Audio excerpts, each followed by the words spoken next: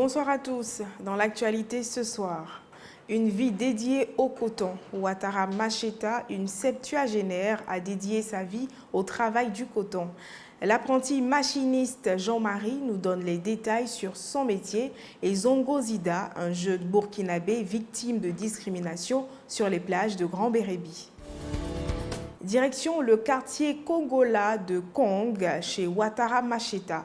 Cette vieille dame de près de 80 ans travaille le coton depuis l'âge de 5 ans. Importé depuis Ferké-Sédougou, ce coton transformé en pagne était au départ destiné à la commercialisation. Toutefois, avec la modernisation de la ville et la chute de ses recettes, ils font désormais partie de sa garde-robe. 60-72. Nous sommes au quartier Kongola de Kong, chez la mère Ouattara Macheta. Elle là, toute sa vie, c'est le coton. Depuis l'âge de 5 ans jusqu'à aujourd'hui où elle est envers les 80 ans là. C'est l'affaire de coton qui est dans sa tête. Écoutons là. Ce sont mes parents qui m'ont initié dedans. Je sais plus ça fait combien de temps même. Parce que c'est depuis que j'étais très petite. J'ai fait mon adolescence dedans. Mariage dedans. Jusqu'à avoir des petits-enfants dedans. Donc vraiment ça a duré. On fait ça pour confectionner le pagne et puis vendre. Mes enfants sont affectés là-bas. Ils achètent le coton là-bas et puis ils m'envoient. Comme eux-mêmes ils ne savent pas faire là. Donc moi je confectionne. Maintenant là, il y a fatigue dedans et puis il n'y a plus l'argent dedans comme avant. Tu t'assois là, tu t'assois toute la journée. Donc plein de ventes qui est derrière là. Vraiment, c'est ce qui me décourage. 93-21. Kwadio Kwame Jean-Marie est apprenti machiniste. À l'aide de leur batteuse, son patron et lui aident les riziculteurs en période de récolte. De façon pratique, son travail consiste à actionner la batteuse pour dégrainer les tiges de riz, mais également au déplacement de la machine si besoin est. Les prix de ces prestations varient selon les tiges de riz et il faut également ajouter le déplacement de la batteuse qui est à 5 000 francs CFA. 22,05. En Côte d'Ivoire, ici, là, il y a deux principales variétés de riz.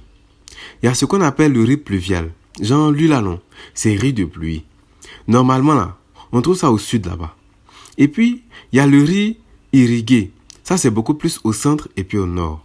Mais bon, tout ça, là, Ivoirien, lui, il appelle ça riz local.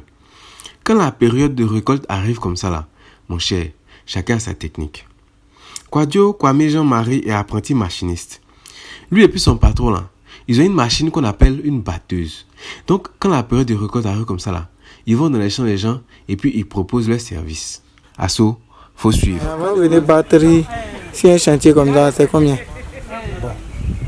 Si c'est sur sac, là, et si c'est coupé, coucou, là, on fait par sac à 1000 francs. Avec déplacement de la machine.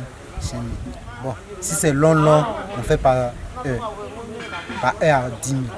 Normalement, là, non. Jean-Marie est chaudronnier. Ça veut dire que lui, là, il fabrique marmite. Ça fait même pas un bon mois qu'il est ici, dans l'affaire des riz, là. Il dit non que, il a mis chercher l'argent, non, pour aller acheter le matériel pour continuer son affaire des marmites, là. Sinon, c'est pas comme s'il a laissé. 94-63. Le Larousse définit la discrimination comme suit. Le fait de distinguer et de traiter différemment quelqu'un ou un groupe par rapport au reste de la collectivité ou par rapport à une autre personne. Comme discrimination, on peut énumérer le sexisme et la discrimination ethnique. C'est de cette dernière forme que Zongo Zida est victime dans l'exercice de ses activités sur les plages de Grand Bérébi, peuplées en majorité par les Ghanéens. Cédric Amani. Quand tu es garçon là, un vrai garçon, il y a toujours sang de couler dans ton corps. Quand tu fais rien quoi là, tu es là, tu vois que Joe, c'est mieux non, tu vas aller chercher un petit bara pour avoir les jeunes de Togo quoi. Voilà, et tu vois un peu la science. Voici le jeune Zongo Zida. Il était à Dogbo, un petit village non loin de Grand Bérébi. Mais après son CEP là, on l'a envoyé à Grand Bérébi ici pour qu'il continue ses études. Il est en 4e actuellement. Un jour, il a compris que vivre en ville là, c'est pour les grouilleurs. Hein. C'est pour les grouilleurs. Ici, il chercher la mer. Ici, arrivé à 16 h, il n'y a pas poisson.